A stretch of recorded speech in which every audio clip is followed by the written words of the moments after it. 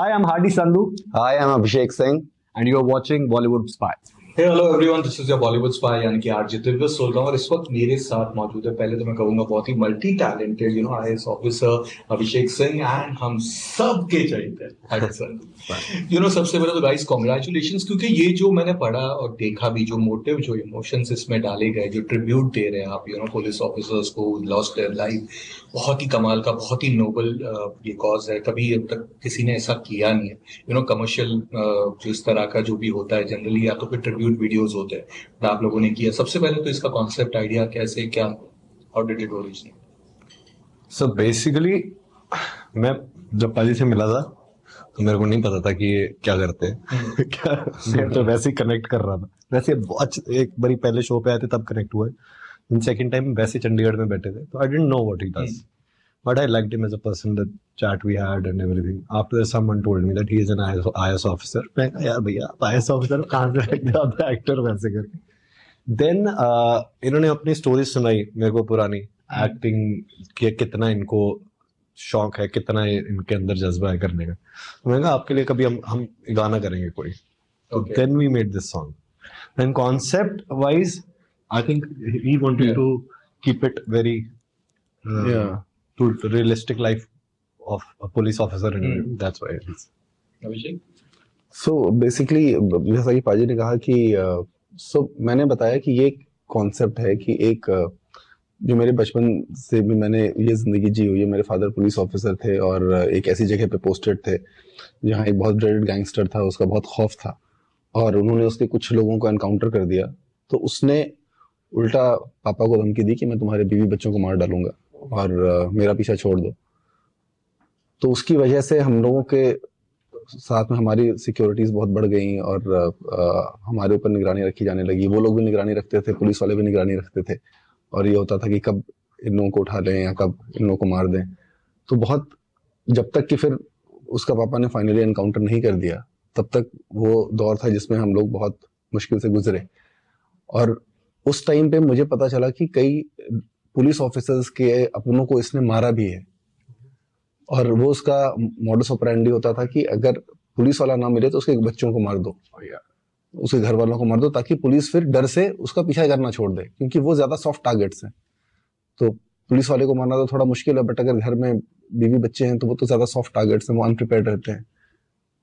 तो मुझे लगा कि आप जब सुनते हो कई बार स्टोरीज, तो आप पुलिस वाले अगर in the line of duty वो इंजर्ड होते हैं या उनकी डेथ हो जाती है, तो आपको पता रहता है कि आपने उनकी कहानियां सुनी है। बट कितने लोग ऐसे हैं जो इन्होंने अपनों को खोया है, बट वो कहानियां कभी नहीं आती। उसके बाद उनकी जिंदगी कैसे होती है और क्या उनको फील होता है कि यार मैंने तो सिर्फ मैं अपना काम कर रहा था, जिस चीज की मुझे तनख्वाह मिलती है, जो सरकार मुझसे चाहती है कि मैं वो करूं, वो काम करने की मुझे ये सजा मिलती है कि मेरा परिवार ही नहीं रहता मेरे साथ। तो अब वो किस माइंडसेट से आगे जिंदगी जिएगा, क्या उसका इम्पैक्ट होगा बाकी लोगों के ऊपर। तो ऐसा कुछ हम लोगों ने सोचा कि वो हम लोगों को बताएं, क्योंकि हम ये समाज से जुड़ी हुई बातें हैं, लोगों को जनरली पता नहीं होती हैं। चूंकि मैंने ये जिंदगी जी है, मैंने खुद देखा है, तो मुझे लगा लोगों को पता होना चाहिए। Well, we should thank you for that, doing such a noble thing, yeah, seriously. And I think he has put it so beautifully. इतना इमोशंस डाला इन्होंने इस गाने में, तो वो आपको फील हो रहा है, आपको सामने दिख रहा है। और फिर खैरा पाजी ने जितना अच्छा उसको स्टोरी बनाई, जितना अच्छा उसको डायरेक्शन दिया, जितना ब्यूटीफुली उसको शूट किया, जानी पाजी ने इतने प्यारे लिरिक्स लिखे, तो सब कुछ मिला करके ना इतना प्यारा कॉम्बिनेशन बना वो I think that is amazing.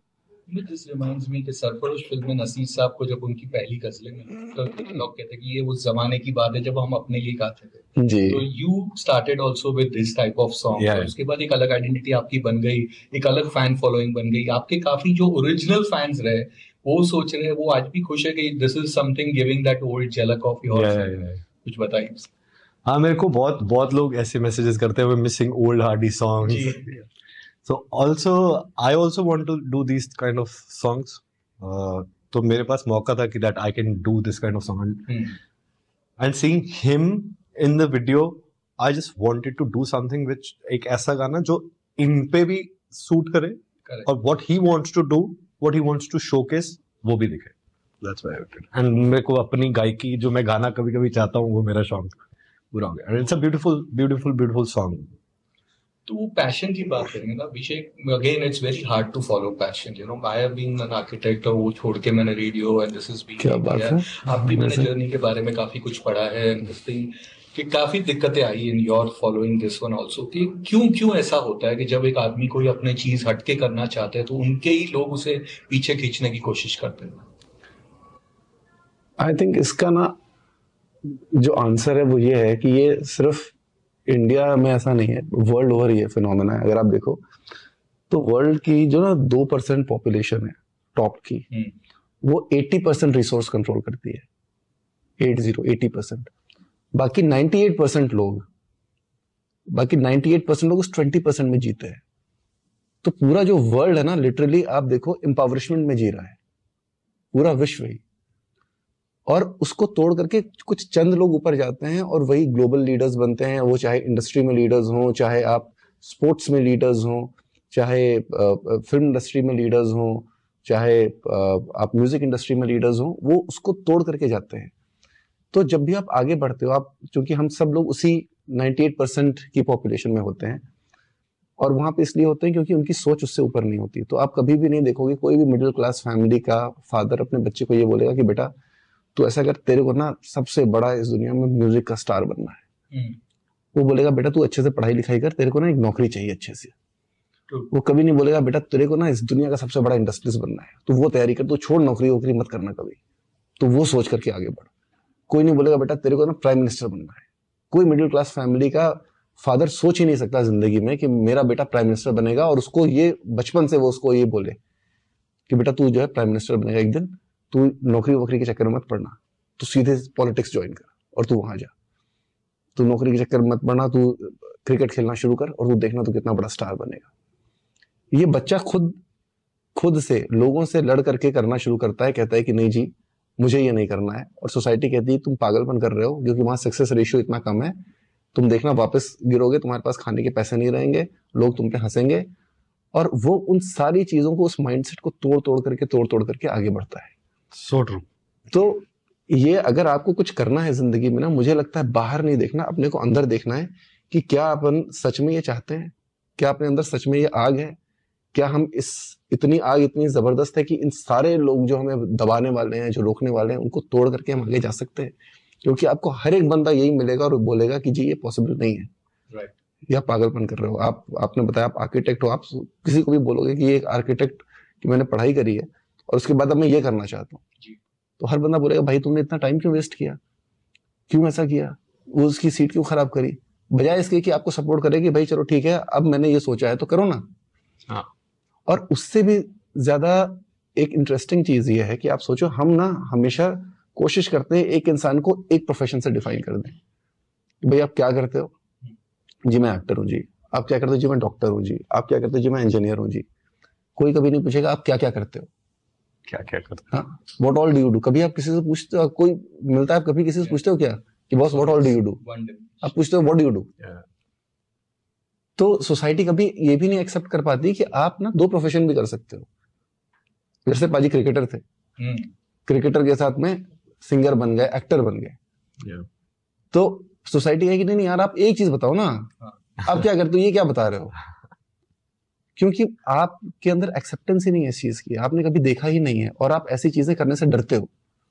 जिस सोसाइटी में हम रहते हैं, हम जब वहां पहुंच जाएंगे टॉप 2% में, वहां पे लोग एनकरेज करेंगे यार 4 चीजें और कर भाई, तू तेरे अंदर बहुत टैलेंट है। हो गया है। तो जब वही बस फिर वापस जब पहुंच जाते तब जो लोगों ने रोका था उनके जब मिलते तब वो जो एक मजा आता है वो भी तो एक अलग। तब आप मॉडल बन जाते हो उनके लिए, तब आप रोल मॉडल बन जाते हो। फिर कहते हैं अगर ये कर सकता है तो हम भी कर सकते हैं। या कितनी कमाल की चीज है। जो लोग आपको रोक रहे होते हैं फिर वही लोग आपको यूलोजाइज करने लगते हैं और कहते हैं कि भाई ये हमारे आइडल है, इनको हम फॉलो करते हैं। आपके साथ भी ऐसा हुआ जब एक्टिंग करने बोला ये एक्टिंग क्या कर रहा है, अभी गाने गा रहा है, अच्छा खासा चल रहा है, ये क्यों कर रहा है? भाजी मेरे साथ ऐसा कभी नहीं हुआ ना। मेरे साथ ऐसा इसलिए नहीं हुआ क्योंकि मैं सुनता ही नहीं हूँ किसी की। बेस्ट चीज है। बहुत बढ़िया। तो आपके काफी फैंस हमेशा ये पूछते हैं कि आप हर एक गाने जो आपके होते हैं उसका स्केल बहुत लार्ज होता है, आप बहुत इन्वॉल्व होते हैं उसमें, उसके पीछे कोई रीजन क्या, मतलब क्या कितना? पर उसके पीछे रीजन कुछ नहीं। आई जस्ट वांट कि जो मैं जो भी करूं, जो भी what ever comes out from me, तो आप एक बार जब कोई चीज छाप देते हो ना, तो वो सारी उम्र के लिए रह जाती है। सो मैं उसकी वो सारी उम्र के लिए रह जाएगी। It's on some YouTube channel, it's on somewhere, लोग सारी उम्र के लिए सोचेंगे। तो मैं उसमें कोई कमी नहीं छोड़ना चाहता हूँ कि कल को मैं रिग्रेट ना करूँ कि मैंने ये छोड़ दिया। और मैं मोस्टली ये करता हूँ कि अगर मैं करता हूँ तो मैं कम चीजें करता हूँ, पर मैं अपना सारा जितना भी मेरा एफर्ट है मैं उसमें डालता हूँ, so that I am satisfied at the end of the day. कल को वो चीज चलती है नहीं चलती, पर मैं कल को अपने आप को ये ना कह सकूं मैं वो कर सकता था, मैंने वो नहीं करा, ऐसा होता। But how was the life entire after the Backbone success? You know, Backbone ने जो किया पंजाबी इंडस्ट्री में music, it's been I think कितने सालों से वहां पे गाने बन रहे हैं, सब कुछ हो रहा है, लेकिन जो इसने किया that entire barrier break किया, रिकॉर्ड्स पे रिकॉर्ड्स बनाया, और उसके बाद अब तो उसका फॉलो कर रहे हैं। How was life after that? Life was good after that. It was the first song मेरे को, first song जो 100 million views क्रॉस करा था, Backbone। मेरे को ऑफ कोर्स ऐसी चीजें आपको कॉन्फिडेंस देती है, बहुत ज्यादा कॉन्फिडेंस देती है, पर मेरे साथ ऐसा है because when you come from a sports background ना, क्रिकेटिंग बैकग्राउंड, और जब आपने देखा होता तो तब आपको ऐसा लगता है कि ये कर लिया, अब ये करना है, और करना है, और करना है, और करना है।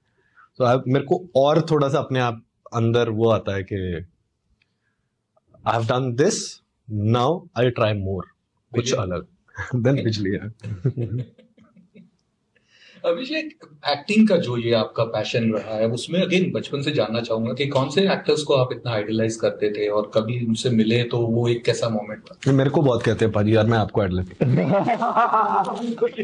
हाँ, इन्होंने जब एक्टिंग करनी शुरू नहीं की थी तब से मैं आइडलाइज करता हूँ पहले देख लिया था, पहले से ही। तो मैं फ्यूचर में जाकर के, हाँ 83 में फ्यूचर में जाके मैंने देख लिया और मैंने कहा कि मेरे को पाजी ऐसा बनना है।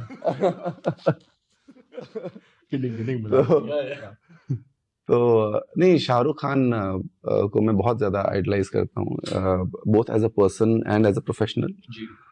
और उनसे ना मुझे बहुत जज्बा मिलता है, एक इंसान कहाँ से निकल करके कहाँ तक पहुँचता है, और जो एक सोच है ना उनकी, इतनी हेडस्ट्रॉन्ग सोच है। और मैं जब पढ़ाई कर रहा था, जब मैं आईएएस की प्रिपरेशन कर रहा था, तो उनका एक इंटरव्यू पढ़ा था मैंने फिल्म फेयर में। तो उन्होंने बोला कि अगर मुझे कहीं जाना है और मेरे सामने दीवार है और मेरे पास कुछ भी नहीं है तोड़ने के लिए, तो मैं अपना सर मार के दीवार तोड़ दूंगा। It doesn't matter, my head will bleed. हो सकता है मेरा सर फट जाए, कुछ भी हो जाए, लेकिन दीवार जरूर तोड़ दूंगा। तो ये जो हेडस्ट्रॉन्ग सोच है ना, यार जो मेरे को करना है वो करना ही है। अब उसके बाद सर फट जाए, मैं जिंदा रहूं, मर जाऊं, क्या रहूं, बट दीवार तो तोड़ के जाऊंगा। वो बहुत एनर्जी भर देती है यार, कि क्या सोच है बंदे की। बट मिले? हाँ मिले, और बहुत अच्छी दोस्ती है हमारी। और मैंने मिलकर उनको सबसे पहली बात यही बोली, मैंने कहा कि आपको देख करके और आपके इंटरव्यूज पढ़ करके मेरे को इंस्पिरेशन मिली, और मैंने आईएएस का क्लियर किया। तो वो हंसने लगे, बोलते हैं अच्छा ऐसा भी होता है, मुझे नहीं पता था।